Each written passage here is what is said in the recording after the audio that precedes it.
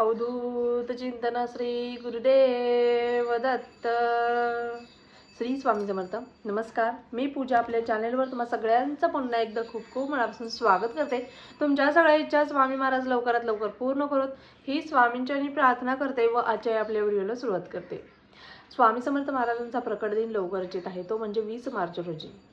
99% महिला किंवा 90% महिला 21 दिवसांच्या सेवेला म्हणजे स्वामीचंद्र सारामृताच्या सेवेला लागले असतील. भरपूर महिलांच्या डोक्यात किंवा भरपूर सेवेकरांच्या डोक्यात हे असेल की गुरुचरित्राचं पारायण करायचं. 21 दिवसामध्ये 3 गुरुचरित्राचे पारायण करायचे आहेत. जर 3 गुरुचरित्र पारायण कशा पद्धतीने करायचे, याचे नियम काय हे जर जाणून घ्यायचं असेल, या संबंधीची माहिती मी कालच टाकलेली आहे. तो व्हिडिओ तुम्ही जाऊन आपल्या चॅनलवरती पाहू शकता. बघा, त्याच पद्धतीने भरपूर सेवेकरी असे देखील आहेत, महाराजांच्या नावाची त्यांना गोडी आहे, महाराजांच्या सेवेची गोडी आहे, पण काही केल्या काही कारणास्तव त्यांना ते सेवा करता येत नाही, कारण तेवढा वेळ त्यांना त्या सेवेमध्ये देता येत नाहीये. इच्छा असून देखील सेवा होत नाहीये. किंवा भरपूर सेवेकरी अशी देखील आहेत ज्यांना लिहिता वाचताच येत नाहीये. मग स्वामीच्या सारामृताची पोथीचं ते पठण कसं करणार किंवा ती सेवा कशी करणार. किंवा घरामध्ये माळच नाहीये किंवा माळच पकडता येत नाही आहे, पण अजून माळ पकडता येत नाहीये.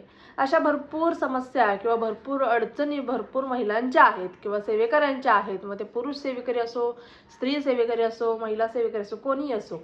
बघा, आज तुमच्यासोबत मी शेअर करणार आहे की तुम्हाला कोणतीच सेवा करणं शक्य नाही आहे, पण आपण अशी एक सेवा करू शकतो ज्यामुळे आपल्याला केलेल्या सेवेचं फळ तितक्याच जास्त प्रमाणामध्ये मिळू शकतं. अशी कोणती सेवा आहे ज्यामुळे महाराजांच्या अगदी जवळ जाता येईल, ज्यामुळे महाराजांच्या सेवेमध्ये आपल्याला पूर्णपणे मग्न होता येईल. अशी सेवा म्हणजे आपली नामस्मरणाची सेवा. नामस्मरण, हो, तुम्ही बरोबर ऐकताय, नामस्मरण. तुम्ही म्हणाला तर एवढ्या सेवा तुम्ही सांगता आणि आता बोलता की नामस्मरण करा. बघा, ज्यांना काहीच जमत नाही, काही शक्य नाहीये, त्यांनी नामाची गोडी लावून घ्या. नामामध्ये इतकी प्रचंड ताकद, प्रचंड शक्ती आहे ज्याचा विचार देखील तुम्ही स्वप्नात देखील करू शकत नाही. फक्त नामाच्या गोडीने देखील, नामाची गोडी एकदा लागली की लागली म्हणून समजा. मग त्यातून तुम्हाला कोणीच बाहेर काढू शकत नाही. ज्या प्रकारे वाईट सवयी लवकर लागतात आणि किती जरी आपण सोडवण्याचा प्रयत्न केला तर ती वाईट सवय आपल्याकडून सुटत नाही, त्याच पद्धतीने ही एक गोष्ट अशी आहे, एकदा गोडी लागली की तुम्हाला कोणीही बाहेर खेचण्याचा प्रयत्न करू दे, तुम्हाला कोणीही तुमच्या यशाच्या मार्गातून बाहेर ओढण्याचा प्रयत्न करू दे, तुम्ही त्यातून बाहेर पडणार नाही. तुम्ही यशाची शिखरे गाठत जाणार म्हणजे जाणार आणि त्या नामामध्ये मग्न होणार म्हणजे होणार. नामाची गोडी अतिशय दिव्य व पवित्र गोडी अशी आहे असं म्हटलं तरी देखील चालेल. आणि ही गोडी आपल्याला प्रत्येक सेवेकऱ्याला आपल्या शरीराला लावून घ्यायची आहे. वाईट सवयींचं सेवन करताना आपण विचार करतो का ही गोष्ट वाईट आहे, त्याच पद्धतीने चांगल्या सवयी ज्यावेळेस आपल्या शरीराला लावायच्या असतात ना, त्यावेळेस देखील विचार करत जाऊ नका. आणि बघा, आता भरपूर लहान मुलांचे देखील बघते मी, आजकाल भरपूर गुन्हे घडत आहेत. मुलं वाईट मार्गावरती चाललेली आहेत. लहान लहान मुलं अगदी 4थी 5वीत, त्याच्यापेक्षा लहान मुलांच्या देखील भाषा थोडेसे बिघडलेले आहेत. आणि आता आम्ही रोज जातो, शाळेमध्ये जातो, इकडे तिकडे भरपूर जिथे तिथे तोच विषय आहे. शाळेमध्ये पॅरेंट्स मीटिंग घेतली तरी देखील तिकडे तोच विषय. बघा, अशामुळे आपली मुलं आपल्या हातातून बाहेर जर जाणार नाहीत ना, कारण बघा, एकदा मूल लहान आहे तोपर्यंत आपल्या हातात आहे, बरोबर. एकदा वाईट सवयी लागल्या, आपण हसण्यावारी घेतली किंवा तो किती छान बोलतोय असं म्हणत घेतलं की आपण त्याला काय करू शकतोय का? काहीच करू शकत नाही. एकदा मूल थोडंसं अजून मोठं झालं, 6वी 7वी मध्ये जायला लागलं, तुम्ही आतापर्यंत हसण्यावारी घालवलं, नंतर ते ऐकणार आहे का? नाही. त्यामुळे आपल्या मुलाला देखील या अध्यात्माची किंवा नामाची किंवा एकाग्रतेची सवय लावा आणि ती सवय देखील या सेवेतूनच लागणार आहे. त्यामुळे बघा, तुम्ही सगळ्यांनी एक संकल्प घ्या की मी तर सेवा करणारच आहे, पण माझ्या मुलांना देखील एकाग्रता वाढवण्यासाठी. बघा, तुमची मुलांची एकाग्रता तर याच्याने वाढेलच, त्याप्रमाणे एकाग्रता वाढली तर त्यांच्या अभ्यास करण्याचं किंवा अभ्यास लक्षात राहत नाही, वाचलेलं लक्षात राहत नाही, त्याच्यामध्ये देखील त्यांचं मन रमेल आणि ते स्वतः करतील. तुम्ही सांगण्याची देखील गरज नाही, इतकी शक्ती या नामामध्ये आहे. त्यामुळे नामाची गोडी लावून घ्या. आपल्या डोक्यावरती इतकं कर्ज आहे, इतकं कष्ट आहे, आपल्या घरामध्ये आपल्या संसाराचा व्याप वेगळाच आहे. घरामध्ये नवरा आपला दारू पितो किंवा नवरा परस्त्रीच्या नादी लागलेला आहे किंवा अजून काही गोष्टी आहेत, घराचं स्वप्न आहे, मुलाचं लग्न आहे, मुलीचं लग्न आहे, विवाह आहे, अशा भरपूर लाखो करोडो अडचणी आपल्या जीवनामध्ये असतात आणि आपण त्या कोणाला सांगतो? आपल्या भगवंतालाच, म्हणजे आपल्या भगवंताला, गुरुला आपलं सांगत असतो आपण सगळं जे काही आहे ते. ज्यावेळेस बघा, नामस्मरण अशी एक गोष्ट आहे जी गोष्ट तुम्ही कुठेही कधीही करू शकता. उठता बसता चालता बोलता, तुम्ही स्वयंपाक करता करता, ऑफिसला जाता जाता, ऑफिसचं काम करता करता कधीही तुम्ही नामस्मरण करू शकता. तुम्ही म्हणाल की ताई हे तर आम्ही रोजच करतोय. पण बघा, रोज करता, पण ते नामस्मरण करताना आपण महाराजांसमोर बसतो का? महाराजांच्या डोळ्यात डोळे घालून बघतो का? तर नाही बघत. आपल्याला काय करायचं आहे? आपल्याला आपल्या महाराजांसमोर बसायचं आहे. बघा, घरामध्ये आपल्या महाराजांचं अधिष्ठान असणं तितकंच महत्त्वाचं आहे. यासाठी छोटा फोटो का होईना, छोटा असो मोठा असो, छोटी मूर्ती असो मोठी मूर्ती असो, प्रत्येकाच्या श्रद्धेचा भाव आहे तो. आणि त्यामुळे छोटा का होईना महाराजांचा फोटो किंवा महाराजांचं अधिष्ठान आपल्या घरामध्ये असायला हवं. महाराजांचं अधिष्ठान आपल्या घरामध्ये असणं अत्यंत गरजेचं आहे. आपल्या गुरूंचं स्थान आपल्या घरामध्ये असायला हवं. आपल्या आयुष्यामध्ये कोणी ना कोणीतरी गुरु असायला हवं आणि आपण महाराजांना आपलं गुरु केलेलं आहे. त्याच पद्धतीने आपली कुलस्वामिनी आणि आपले कुलदेव या तिघांना कधीच विसरायचं नाही आहे. बाकी सगळ्यांची आपण पूजा करत असतो, अर्चना करत असतो, पण सगळं काही करून देखील आपल्याला कधी फळ मिळत नाही, कारण आपल्या कुलदेवीला, कुलस्वामिनीला आणि कुलदेवाला आणि आपल्या गुरूंना आपण विसरून जात असतो. त्यामुळे या घोड चुका करू नका.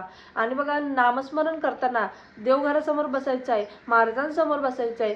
तुम्हाला एक तांब्या भरून किंवा एक ग्लास भरून पाणी समोर ठेवा. त्याच पद्धतीने 2 अगरबत्ती लावा आणि अगरबत्ती संपेपर्यंत तुम्ही देखील नामस्मरण फक्त केलं तरी देखील चालणार आहे. नाही तर फक्त 5 मिनिटं बसा. अगरबत्ती संपायला, म्हणजे ज्यांना लिहिता वाचता येत नाहीये, अगरबत्ती संपायला कमीत कमी अर्धा तास जातो. 20 ते 25 मिनिटं तर जातात बरोबर. तर अगरबत्ती संपेपर्यंत तुम्ही जरी सेवा केली तरी अत्यंत खूप छान आहे, खूपच छान आहे. आणि जो ग्लास ठेवलेला आहे त्याच्यामध्ये जर अगरबत्ती केमिकल नसेल, अगरबत्तीमध्ये थोडंसं ती रक्षा घ्यायची आणि थोडीशी पाण्यामध्ये थोडीशी टाकायची. घरातली जी व्यक्ती आजारी आहे त्या व्यक्तीला तुम्ही देऊन बघा. नाही त्या व्यक्तीमध्ये फरक पडला तर मग तुम्ही सांगा. अशा पद्धतीने इतकी प्रभावी अशी ही सेवा आहे. ते देखील शक्य नाही आहे तर अगरबत्ती वगैरे लावून द्या आणि फक्त 5 मिनिटं महाराजांसमोर बसा. माळ नाही आहे, काही हरकत नाही आहे, हात जोडा आणि महाराजांचं नाव घ्या. श्री स्वामी समर्थ, जय जय स्वामी समर्थ. सद्गुरु स्वामी समर्थ, जय जय स्वामी समर्थ. महाराज श्री स्वामी समर्थ, जय जय स्वामी समर्थ. सद्गुरु स्वामी समर्थ, जय जय स्वामी समर्थ. किंवा श्री स्वामी समर्थ, श्री स्वामी समर्थ, श्री स्वामी समर्थ, श्री स्वामी समर्थ. अशा पद्धतीने एकदम बघा, डोळे बंद केले की भरपूर विचार डोळ्यासमोर येतात आपल्या. भरपूर कहाण्या आपण लिहित बसतो, डायरेक्टर्स बनतो एक प्रकारे, बरोबर. आपल्या जीवनामध्ये आजपर्यंत आपण भरपूर प्रॅक्टिकल्स केलेले आहेत. त्यातलं एक प्रॅक्टिकल हे आहे की डोळे बंद केले की आपण नवीन स्टोरी तयार करतो, त्याच्यातून तात्पर्य, गोष्ट सगळे काही काढून टाकत असतो आपण.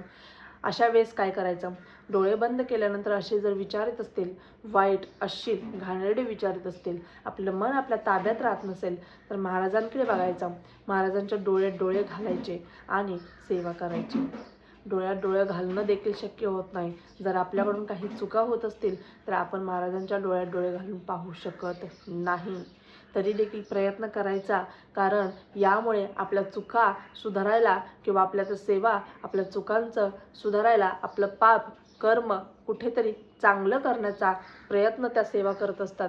त्यामुळे महाराजांच्या डोळ्यात डोळे घालून अशा पद्धतीने सेवा करायची. आपला आवाज आपल्या कानांपर्यंत आला पाहिजे, ज्यामुळे आपल्याला आपलं मन देखील कंट्रोलमध्ये राहील आणि आपली सेवा देखील तितकीच चांगल्या प्रकारे होईल. बघा, आता तुम्ही 2 मिनटं शांत बसा, डोळे बंद करून, आणि मी बोलते ते ऐका फक्त. श्री स्वामी समर्थ, श्री स्वामी समर्थ, श्री स्वामी समर्थ, श्री स्वामी समर्थ.